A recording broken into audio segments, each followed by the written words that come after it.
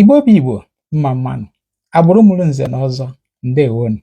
Aha m bụ Emeka Chukwuma. Ebe nwata na-ebute ọnụ mmanụ mmanụ ka ọ na-apụkarị ọrịrị. A sị m ka mụ kelee ndị na-esonye anyị, ndị na-ata akị anyị na-eti.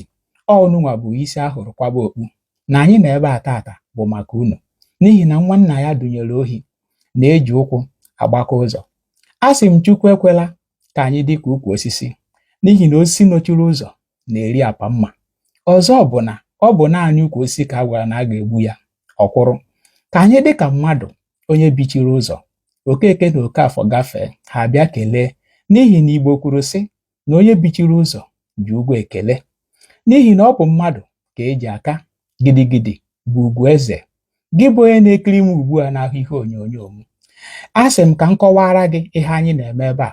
Ọ ma bụrụ na o dochaghị gị anya, ihe anyị na-eme ebe a bụ ịkwalite asụsụ na omenala Igbo. Anyị na-agba agba na-eche eche ka anyị wee hụ na ya bụ ụkwa a na-apị na mkpụrụ dị na ya. Ndị India na-esonye anyị, ndị Pakistan, ndị obodo dị iche iche na mba ụwa na-esonye anyị, ndị anaghị anụ ihe anyị na-ekwu. Kedụzi maka gị nwa na-ekiri m ugbu a bụ nwaafọ Igbo, sonye anyị n'ihu anaka Facebook onye nkụzi ndị nkụzi a. Ihe anyị na-eme ebe a bụ ịkwalite asụsụ na omenala Igbo, ka ọ ghara ịdị ka ọnọdụ enyi na-anaghị ahụ ihe dị na ngada ya mere o ji jee n'Owere jee na-achọ ihe o nwere na be ya. Nwekwazịa nwoke sịrị na anụ ụlọ anaghị eju anya.